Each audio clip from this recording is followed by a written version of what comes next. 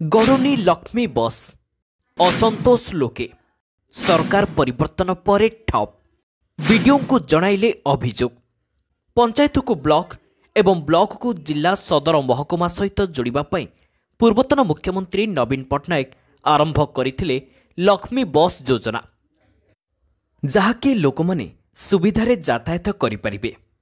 एथिलागी कोटी कोटी टंका खर्च मध्य करा जाउछि।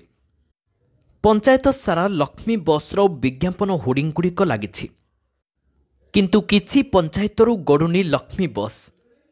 नवीन सरकारक समय रे एही योजना फलरे ग्रामांचल रे बहु लोक उपकृत होइथिबा देखिबाकू मिलुथिला, किंतु बीजेपी सरकार को आसिबा 17 मासरू अधिक समय होई गलानी।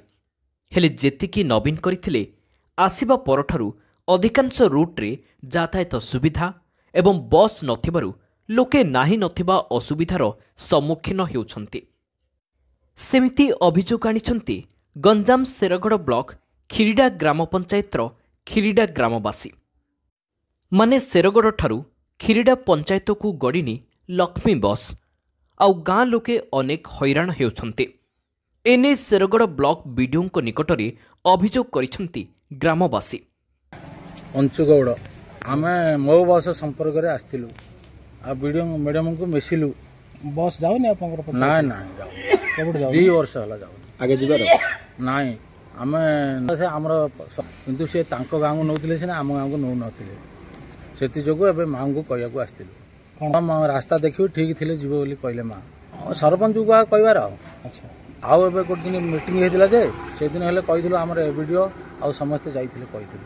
पंचायत 4टा गाँ आमर खिड़ा आउ नुआखिड़ा आउ ये महुली बंधाबुड़ा पंचायत अलगा तांको गाँव गले गाड़ी जाउनी।